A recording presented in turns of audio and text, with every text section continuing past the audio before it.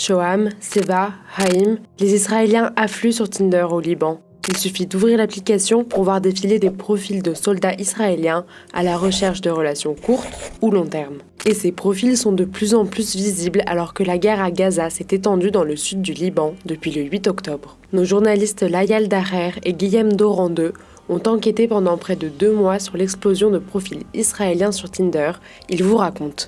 Plusieurs personnes de notre entourage ont signalé cet afflux sur Tinder, que ce soit sur le réseau ou dans le cadre de nos échanges. Il y a aussi des expatriés qui sont rentrés au Liban pour les vacances et qui ont soulevé ce point.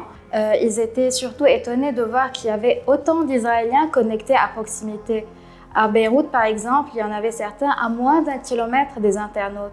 Ces internautes sont également tombés sur des individus armés ou en uniforme militaire, donc c'était un peu partout le même constat. Il n'y a que des Israéliens sur Tinder. Et voilà ce qu'ils ont trouvé.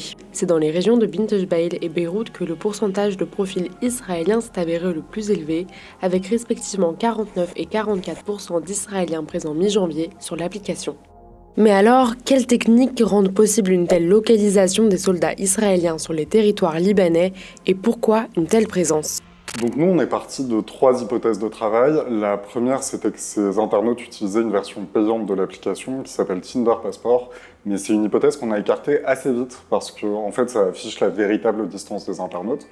Notre deuxième hypothèse, c'était qu'avec la multiplication des brouilleurs GPS dans la région du fait de la guerre, l'application buggait tout simplement et ces internautes apparaissaient, malgré eux, à une distance très éloignée de leur distance réelle. On a également éloigné cette hypothèse après avoir interviewé un troisième expert qui nous a expliqué que c'était probablement pas ça. Néanmoins, notre dernière hypothèse, elle se concentrait sur la question du spoofing. Le spoofing, c'est l'action de mentir volontairement à un système de géolocalisation. C'est très simple à utiliser et apparemment, c'est plutôt ce vers quoi on s'est dirigé. On le sait parce que le Mossad a notamment l'habitude de mener des opérations de désinformation et des opérations de guerre psychologique au Liban et qu'il y a toute une série d'avantages à avoir autant de Libanais sur Tinder.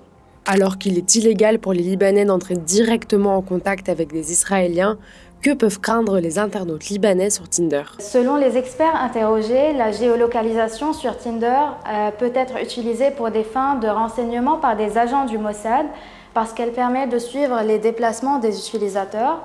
Le Mossad peut également établir un profil psychologique des utilisateurs qui partagent plus de données personnelles que sur d'autres plateformes. Cette présence non seulement d'Israéliens mais surtout de militaires israéliens sur la toile inquiète. Et ce n'est pas la première fois que Tinder serait utilisé à des fins d'espionnage, comme ce fut le cas après l'invasion russe en Ukraine.